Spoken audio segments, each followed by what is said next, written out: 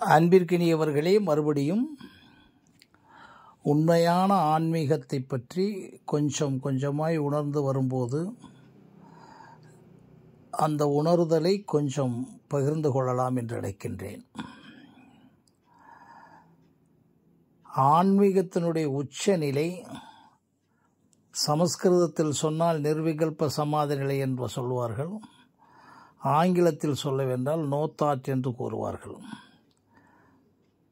அதனுடைய ஒட்டுமொத்த இலக்கமே மனம் அழிந்து, மனம் விழுந்து, மனம் காணாமல் போய்,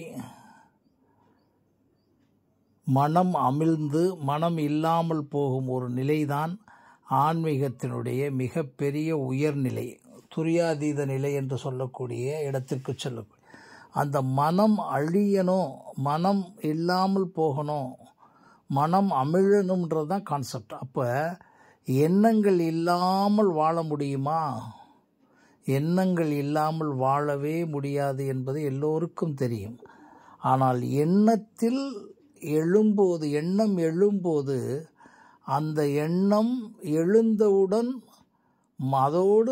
எழுந்தவுடன் தளபதி மாதிரி மனம் எழுகிறதா என்பதை அறிந்தால்தான் நீங்கள் மனத்தை அழிக்க முடியும். இல்லை என்றால் தியானம், யோகா இதெல்லாம் ஒரு செய்தி, ஒரு இன்ஃபர்மேஷன்.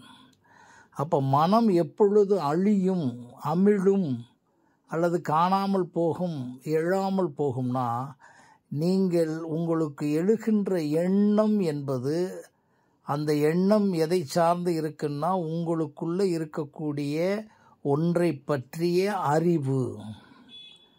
அதை புத்தின்னு வச்சுக்கலாம். என்ன, ஒன்றை பற்றிய அறிவில் இரண்டாவது எண்ணமே இல்லாமல் இருந்தால், அதாவது எந்த செயல் செய்ய தொடங்கும் போதும் அந்த எண்ணத்தை செயல் தொடங்குவதற்கு அறிவு வேண்டும். அதற்குரிய மற்றதெல்லாம் வச்சுக்கோங்க. முதல்ல நம்ம எண்ணம் எழணும் இல்லையா, செய்யணும். அந்த செய்யக்கூடிய ஒன்றை பற்றிய இரண்டாவது எண்ணமோ அல்லது சந்தேகமோ வராத ஒரு அறிவின் பால்பட்ட ஒரு எண்ணத்தை அல்லது அறிவை கொண்ட ஒரு செயலை நீங்கள் முயற்சி செய்யும் போது தான்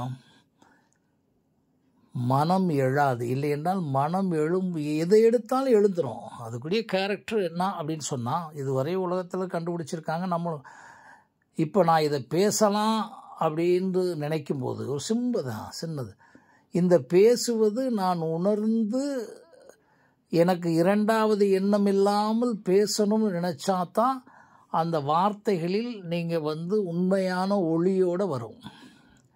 இல்லைன்னா டவுட் வர ஆரம்பிச்சிடும். இப்படி ஒரு சாதாரண செயலிலிருந்து, சாதாரண இயக்கத்திலிருந்து, ஒரு உணவை சாப்பிட நினைக்கும் போது, ஒரு டீயை குடிக்க போது கூட, ஒருவரிடம் வார்த்தையை பேசும்போது கூட, ஒவ்வொரு அணுவணுவான செயல்களும் காலையிலேருந்து நைட்டு வரைக்கும் நடக்கிறதுலேருந்து, அதற்கு பிறகு ஒரு தொழிலை பண்ணால்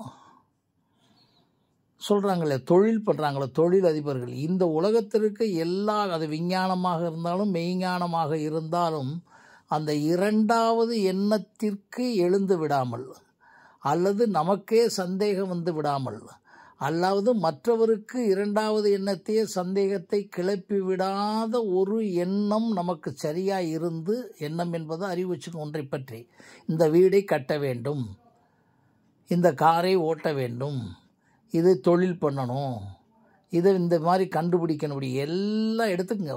அது அதனால தான் ஒன்றும் டிஃப்ரென்ஸ். ஒவ்வொரு அணுவணுவான இயக்கத்திற்கும் இரண்டாவது எண்ணம் வராத ஒரு நிலையை நீங்கள் எடுத்து செய்தால் மனம் எழாது. நான் ஏற்கனவே சொல்லியிருக்கேன், இதுக்கு யோகா வேணாம், மெடிடேஷன் வேணாம், தவம் வேணாம், மந்திரம் வேணாம், ஒன்று.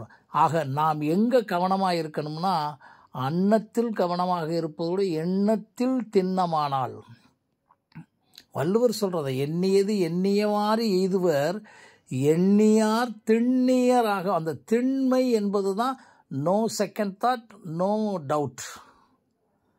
இது ஆன்மீகத்தினுடைய ரகசியங்களில் ஒன்று. அப்போ நம்ம செய்ய தொடங்கும் போது நமக்கு என்ன கிடைக்கிறது என்றால், அந்த செயலை யார் தடுத்தாலும் நிற்காதது. ஏன்னா என்றைக்கு நாம் வந்து அந்த அறிவின் பட்ட விஷயம் தெளிவாயிருச்சுன்னா அதற்குரிய கட்டமைப்போடு தான் தொடங்குவோம். ஒரு விஷயத்தை செய்கிறோம், இந்த கட்டடம் கட்டுறோம்னா அப்புறம் அதுக்குரிய கட்டமைப்பு பூரா உருவாக்கின பிறகு தானே கட்டடம் தொடங்கும். ஆனால் அந்த ஆரிஜின் இருக்கு இல்லைங்களா, அந்த இதில் வந்து அந்த செயல்படக்கூடிய எண்ணத்தில் 200%, 300% செகண்ட் தாட் வந்துடாமல், டவுட் வந்துடாமல், ஆசிலேஷன் வராதுக்கு மட்டும் நீங்கள் சரியாக திங்க் பண்ணி செஞ்சீங்கன்னா, அதுக்கு நிறையா திருவள்ளுவர்லாம் சொல்லிட்டார், ஆய்ந்து எல்லாமே சொல்லிட்டார், எல்லாமே சொல்லியாச்சு. வள்ளுவர்கிட்ட இல்லாத விஷயங்களே இல்லை. அப்படி நீங்கள் பாருங்கள், ஒவ்வொன்றா பாருங்கள். தேரான் தெளிவும் தெளிந்தான் கண் ஐயுறவும், பார்த்தீங்களா, தீரா இடும்பை தரும். இந்த கான்செப்ட் அதில் பொருத்தி பாருங்கள். இதை நான் வந்து இந்த திருக்குறளை பொருத்தி பார்க்கும்போது நாம் வந்து நம்மளுடைய எண்ணத்தில் தெளிவில்லைனாலும், தெளிந்த பிறகு நமக்கு டவுட் வந்துக்கிட்டு மாதிரி செய்ய தொடங்கணும்னாலும் எல்லாம் சிக்கல் தான். அப்போ தான் மனம் எழுகிறது. அந்த மனம் எழுகிற விஷயத்தை தான் நான் பேச வரேன் வேறு. அப்போ மனம் எழாமல் ஒவ்வொரு காரியமும் பண்ணும்போது என்ன நடக்குது தெரிஞ்சுங்க. மூளையினுடைய அதிர்வலைகள் alpha to delta, delta to theta, alpha to theta to delta அப்படியே பவர்ஃபுல்லாக இருக்கும். அங்கே தான் நீங்கள் மெடிடேட்டிவ் ஸ்டேட்டில் ஒவ்வொரு செயலுமே தியானமாகும். இது பல வருடங்கள் தோற்று வந்ததுக்கு பிறகு ஓரளவுக்கு கண்டுபிடிச்சு செஞ்சது. எதை கண்டுபிடிச்சோம்னா, ஆன்மீகத்தில் சொல்லப்பட்டது என்ன, திண்ணியர் எண்ணத்தில் திண்மை வேண்டும், எண்ணத்தில் வைராக்கிய விவேகம் வேண்டும். ஆமாம், வீரம், விவேகம், வைராக்கியம் 3 கலந்திருக்கணும் அதுக்குள்ள. அதுக்கு எப்படின்னா ஒரு எண்ணத்தை, அப்போ அதை பற்றி நோ செகண்ட் தாட் வரணும்னா அங்கே தான் நீங்கள் தெளிவாக இருக்கணும். நீங்களாக இருந்து, நீங்கள் உங்களுடைய 100% உங்களுடைய சுயவியலில் இருந்து, பகவத்கீதை சொன்னதுதான், ஸ்வதர்மம் நிதனம் ஸ்ரேயஸ், பரதர்மம் இன்னொருத்தருடைய விஷயத்துக்குள்ளே நீங்கள் போய் செய்கிறதுல தான் சிக்கலே. அப்படி இன்னொருத்தர் விஷயத்துக்குள்ளே போகாமல் ஒரு விஷயத்தை கண்டுபிடிக்கிறதுக்கு தான் இன்றைக்கு இருக்கக்கூடிய தியரி ஆஃப் மல்டிபிள் இன்டெலிஜென்ஸ். நான் சொல்கிறது உலகியலில் இருக்கக்கூடிய, ஆன்மீகத்தில் இருக்கக்கூடிய, உலகியலுக்குள்ள அந்த ஆன்மீகத்தை கொண்டு வரக்கூடியதை பார்க்கும்போது தான் உண்மையான ஆன்மீகம் ஒவ்வொரு அணுவணுவான எண்ணங்களினாலும், அந்த எண்ணங்களினால் உருவாகும் செயல்களினாலும், அந்த செயல்களில் உருவாக்கக்கூடிய கட்டமைப்புகளினாலும், அந்த செயல்களுடைய நீரோட்டத்திலும் இருக்கின்றது என்பதை ஓரளவுக்கு புரிய முடிந்தது. அதனால தான் நான் இதை வந்து நினைக்கிறேன், மனம் எழணும், மனத்துக்கு பயிற்சி கொடுக்கணும், அதெல்லாம் வேண்டியதில்லை. மனசுன்னு ஏதோ போட்டு பயிற்சி தனியாக இழுத்து கட்டி வைக்கிறது மாதிரி சொல்கிறீங்க. பொறிவாயில் ஐந்தவித்தான், அப்படிதான். நாக்கு இப்படி இழுக்குதுன்னா அதை கட் பண்ணுறது உள்ள பாருங்க, அதுக்கு பெரிய ரகசியம். பொறிவாயில் ஐந்தவித்தான் பொய்தீர் ஒழுக்க, 5 பொறிகளும் எதை அதுக்கு மேலே கூப்பிட்டுச்சுன்னா அதுக்கு மேலே கூட்டுறது, அவ்வளோதான். கண்ணாக இருக்கட்டும், காதாக இருக்கட்டும், மூக்காக இருக்கட்டும், வாயாக இருக்கட்டும், எல்லாம் இருக்கட்டும், அதுக்கு தெரியும் அதில் என்ன விஷயம்னா. ஆன்மீகத்தில் நம்ம புரிஞ்சுக்கிறணும், உண்மையான ஆன்மீகம் என்பது உங்களை அறிதலில் உங்களுடைய கண்ணினுடைய நெகட்டிவிட்டி ஆஃப் பார்வை உங்களுக்கே தெரியும். இப்போ வீடியோ போடுறோம் நம்ம அந்த யூடியூப்பில், ஆயிரக்கணக்கான வீடியோக்கள் வருகிறது. இப்படி போட்டுக்கிட்டே இருக்கும்போது தப்பான வீடியோக்கள் வந்துக்கிட்டே தான் இருக்கும். இப்போ நம்ம தப்பான வீடியோவை தவறி தொட்டோம்னாலும் புரிஞ்சுக்கிறோம் நம்ம, ஓ அதில் என்னென்னமோ ஒரு முடிச்சுங்க, ஒன்றும் ரகசியமெல்லாம் இல்லை, எல்லாருக்கும் வரும். டக்குன்னு கட் பண்ணிட்டோம்னா அதான் பொறிவாயில் ஐந்தவித்தான். அந்த 5 பொறி எங்கே தடுமாறுதோ அங்கே கட் பண்ணிட்டா, அந்த வீடியோவை ஆஃப் பண்ணிட்டா. அதே மாதிரி தான் ஒன்று ஆசைப்பட்டுட்டா, அது மதுவாக இருக்கட்டும், மாதுவாக இருக்கட்டும், இந்த உலகத்திற்கு எதுக்கு மேலே அதுக்கு மேலே தூண்டும், நாக்கு தூண்டும்ல, இன்னைக்கு வரைக்கும் தூண்டிக்கிட்டு தான் இருக்கும். எல்லாத்துக்கும் தான் சொல்கிறேன், எனக்கு தான் சொல்கிறேன். அப்போ that identification of the sensitivity of your senses, உங்களுடைய பொறிகளில் இருக்கக்கூடிய உணர்வுகளில் இருக்கக்கூடிய அதற்குரிய உணர்வுகளை கடக்கும் போது, அதை தான் சொல்ல வரேன். அப்படி தான் ஒவ்வொன்றிலையும் ஆசை, பேராசை எல்லாமே. இப்போ நான் மறுபடியும் சொல்ல வர்றேன், அந்த டவுட்டு எங்கே வரும்னா, உங்களுடைய அறிவின்பால் நீங்கள் முடிவு பண்ணிடுவீங்க இவ்வளோ பெரிய விஷயம் பண்ணலாம்னு. ஆனால் அந்த அறிவுக்குள்ளே எதெல்லாம் இருந்தால் நீங்கள் மனம் எழும்னா, அதில் சுயநலம் இருந்தால் மனம் எழுக்க ஆரம்பிச்சிடும், பொறாமை இருந்தால் மனம் எழ ஆரம்பிச்சிடும், ஒப்புமை இருந்தால் மனம் ஆரம்பிச்சிடும், பொய்மை இருந்தால் மனம் எழ ஆரம்பிச்சிடும். மாயையோடு செஞ்சோம்னா நம்பிக்கை, சாமியார் சொல்லிடுவார் நீங்கள் தொடங்கி விட்டுருங்க, அஸ்ட்ராலஜியில் சொல்லிடுவார் இந்த காலத்தில். நோ நோ நோ நோ, மூட நம்பிக்கையாக இருந்தாலும் மனம் எழுந்துடும். ஏன்னா அப்படிப்பட்ட ரகசிய பெட்டகம் உங்களுக்குள்ளே இருக்க தெரிஞ்சுங்க. உங்களுடைய அத்தனை விஷயத்தையும் நிறுத்துறது, ஸ்டாப் பண்ணுறது, இனம் காணுவது எல்லாமே உள்ளே இருக்குது. அதற்கு பிறகு கடவுள்னு வச்சுங்க, அதற்கு பெயர் ஆத்மான்னு வச்சுங்க, எது வேணாலும் வச்சுங்க. அதற்கு பேர் ஒரு சாட்சியாளர்னு வச்சுங்க.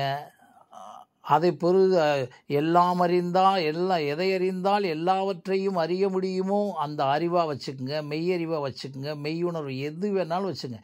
It's a higher sensitivity, micro vibrational sensitivity, that is the super consciousness என்று நம்ம ஒத்துக்கலாம். ஆமாம், சுப்ரீம் கான்சியஸ்னஸ்னு ஒத்துங்க. அந்த உணர்வுக்கு இடைவெளி ஒன்றும் இல்லை. ரொம்ப சிம்பிளாக புரிஞ்சுங்க. ஒரு தாய்க்கு மகனுக்கு இருக்கக்கூடிய அந்த உணர்வு, அந்த தாய்க்கு அந்த குழந்தைக்கு இருக்க உணர்வை இந்த உலகத்தில் எந்த பொருளை கொடுத்தாலும் அந்த உணர்வை உருவாக்க முடியாது. அது ஒரு இயற்கையினுடைய மாபெரும் ரகசியம். தாய்க்கு மகனுக்கு ஏற்பட்ட உணர்வை யார் வச்சது? அப்படிப்பட்ட உணர்வு உள்ளே இருக்கக்கூடிய ஒரு விஷயம் உங்களை கண்டுபிடிச்சிடும். அதுக்கு தான் இவங்க சொல்கிற ஃபார்மாலிட்டி. அந்த ஃபார்மாலிட்டியில் நமக்கு தேவையில்லை, நம்ம வர வேண்டியதில்லை. ஒவ்வொரு நொடியும் இன்றைக்கு காலையிலேருந்து இயங்குறீங்க. இந்த வியாபாரிகளுக்கு ஒப்பிட்டுறாதீங்க. இது கணக்கு வரும், பணம் வரும், பணம் போட்டால் வரும், அது தனி. அவங்க வேறு கர்ம யோகின்னு சொல்லியிருக்காங்க. அவங்களாம் கர்ம யோகியும் கிடையாது, அவர் காசு யோகி. ஆமாம், அவங்களுக்கு பணம் மட்டும்தான் மேக்சிமம் குறிக்கோள். நம்ம குறிக்கோள் அப்படி இல்லை. நமது எப்படின்னா, ஒரு அறிவில் செயல்படுறீங்கன்னா செகண்ட் தாட் வரலைன்னா ரொம்ப முக்கியமான விஷயம். எதை வச்சு நீங்கள் செயல்படுறீங்க? உங்களுடைய அறிவை வைத்தும், உங்களுடைய நுண்ணறிவை வைத்தும், பகுத்தறிவை வைத்தும், உங்களுடைய மரபணு திறனை வைத்தும், காலத்தை வைத்தும், இடத்தை வைத்தும், பொருளை வைத்தும். எங்கே பொருள் என்பது பணம் சேரலாம், அதோடு உங்களுடைய உடலை வைத்தும், உங்களுடைய ஆத்மாவை வைத்தும். இந்த 10 சிக்கல் வரக்கூடாது. வியாபாரி எப்படின்னா வெறும் பணத்தை வைத்து தான் கணக்கு பண்ணுவான். அறிவு பணம் கணக்கு, அறிவு பணம் கணக்கு, அதெல்லாம் நம்ம அறிவு பணம் கொஞ்சம் கணக்கு. ஆனால் அது ஆன்மீகம். என்ன ஆன்மீகம்? மீதி இருக்கக்கூடிய இந்த உடலே தியானம். இது உடல் இல்லைன்னா என்னாகும்? இதை பூரா சிந்திக்கக்கூடிய உணர்வு எப்போ செயல்பட தொடங்குகிறோமோ, அப்போ தொடங்கும்போது என்ன நடக்குதுன்னா, கம்ப்ளீட்டாக ஒவ்வொரு செகண்டும் ஒன்றுமில்லாமல் போய்கிட்டே இருப்போம். இந்த நொடி வரைக்கும் ஒன்றுமே தெரியலைன்னு தெரியுது எனக்கு. அதில் இடத்துல அழகாக ஒரு டாக்டர் நம்மாழ்வார் சொன்னார். ஹூ ஆர் யூன்னு அவரை கேட்டேன். டாக்டர் நம்மாழ்வார் சொன்னார், நான் ஒன்றுமே இல்லைன்னு இப்போ தெரியுது எனக்கு, நான் ஒரு இக்னரண்ட்டுன்னு சொன்னார். நான் ஒன்றுமே தெரியாமல் தான் 80 வயசு கடந்திருக்குன்னு சொன்னார். அந்த அந்த அந்த உணர்வு, அது ஒரு உணர்வு, அது அடக்கம் அல்ல. இதே மாதிரி நமக்கு இதுக்குள்ளே இருக்க நீ ஒன்றுமே இல்லை, ஒன்றுமே இல்லை, இன்னும் தேடு, இன்னும் தேடு, இந்த உலகத்தில் நீ இருக்கும் வரை தேடு, ஒவ்வொரு நொடியும் நீ தேடு, தேடி தேடி தேடி இந்த உலகத்தை விட்டு எப்போ போயிறியோ போய்க்க அப்படின்னு ஒரு மாபெரும் எழுச்சி உரை உள்ளிருந்து ஆற்றிக்கொண்டிருக்க அந்த ஆத்மா, அந்த பரமாத்மா தான் உண்மையான ஆன்மீகம் என்பதை உணர முடியுது. சும்மா வச்சு மக்களை பூரா அப்படியே அலைஞ்சிக்கிட்டே இருக்காங்க, செத்து செத்து அலைகிறாங்க. வீடியோக்கள் யூடியூப்பில் பார்த்தா பரிதாபம் இருக்குது. அவர்கள் பூரா அவர்களை வழிநடத்துவர்கள் பண்ண கூத்தை ஒழிய அவர்கள் கூத்தல். அவங்க தேடிக்கிட்டே தான் இருக்காங்க. அவங்களுக்குள்ளே பாருங்கள், கடவுள் ஒருவர் இருக்கிறார். நீங்கள் இப்போ கும்பமேளாவுக்கு இத்தனை கோடி பேரை ஒரு நாள் கூட்ட முடியுமா நினச்சாலும்? சொந்த பணம் நினச்சிக்கோங்க. ஒருத்தரை விட்டு ஒருத்தரை கூட்டி போகிறோம்னா எலெக்ஷன்ன்றீங்க, அரசியல் பணம்ன்றீங்க. ஆனால் இவங்களெல்லாம் இதை அடைய முடியுமான்னு சொன்னால் ரொம்ப வர சந்தேகப்படுறீங்க. விரல் விட்டு எண்ணுவது தனி, ஆனால் எல்லோருக்குள்ளே உணர்வு தூண்டப்படுகிறது. அதை நீங்கள் 5 வயதிலிருந்து ஆரம்பித்து ஒரு 15 வயதுக்குள்ளே முடிச்சிடலாம். இதைத்தான் சில மதத்தவர்கள் மறுபடியும் நம்பிக்கையின் பெயரால் இவங்களை உணர வைக்கிறதில்ல.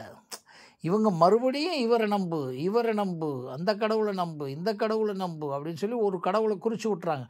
அதுவுமே உண்மையான ஆன்மீகத்துக்குள்ளே கொண்டு போய் சேர்க்காது. இவர்கள் நம்பிக்கையிலே வாழ்ந்து செத்து போயிடுவாங்களே வெளியே இவங்க பிறந்த பிறப்பை அண்டர்ஸ்டாண்ட் பண்ணவே முடியாது. ஒவ்வொருத்தரும் கடவுளின் பிரதிநிதின்னு சொல்லி எழுதப்பட்டிருக்கு. கடவுளின் சாயலாக படைக்கப்பட்டவர்கள் சொல்லியாச்சு. அந்த சாயல்ன்ற விஷயத்துக்குள்ளே இவ்வளவு இருக்குது. அப்போ அதை அறிஞ்சால் என்ன சார் கேட்குறாங்க. அது பூரா அறிந்தால் இந்த உலகத்தில் உங்களுடைய மரபணு திறன்படி இந்த உலகத்தினுடைய நம்பர் 1 ஆக முடியும். பில்கேட்ஸ் ஆனதே அப்படித்தான் நான் சொல்லுவேன். அவர் எந்த கடவுளை கும்பிட்றான், அவருக்குள்ளே இருக்க விஷயம். அவர் இந்த ஆன்மீகத்தை தெரிஞ்சு போனாரான்னு இல்லை. ஆனால் ஸ்டீவ் ஹாக்கின்ஸ் சொல்கிறாரு, மரணத்தினுடைய ரகசியங்கள்லாம் தெரிஞ்சிருக்குன்னு ஸ்டீவ் ஹாக்கின்ஸ் சொல்கிறாரு. அதனால் உலகத்தை ஜெயித்தவங்க ஆப்பிளுடைய ஓனர். அதனால் உலகத்தை ஜெயித்தவங்கள்லாம் தெரிந்தோ தெரியாமலோ ஸ்டாயிக் தியரிகளோட ஒன்று வரும். அது சொல்லுவாங்க, அவங்க இதை தெரிஞ்சு செஞ்சாங்களான்னு தெரியாது, ஆனால் இதுக்குள்ளே இருந்து தான் அவங்க செஞ்சுருக்காங்க. வள்ளுவர் இந்த மாதிரி பயிற்சி எடுத்து மனத்தை அழித்து நிர்விகல்ப சமாதிக்கு போய் செஞ்சார்னு நம்ம இந்த பாடல்களை கொடுத்தாருன்னு சொல்ல முடியுமா? தொல்காப்பியத்தில் கொடுத்தாருன்னு சொல்ல முடியுமா? இது எப்படி நடந்தது?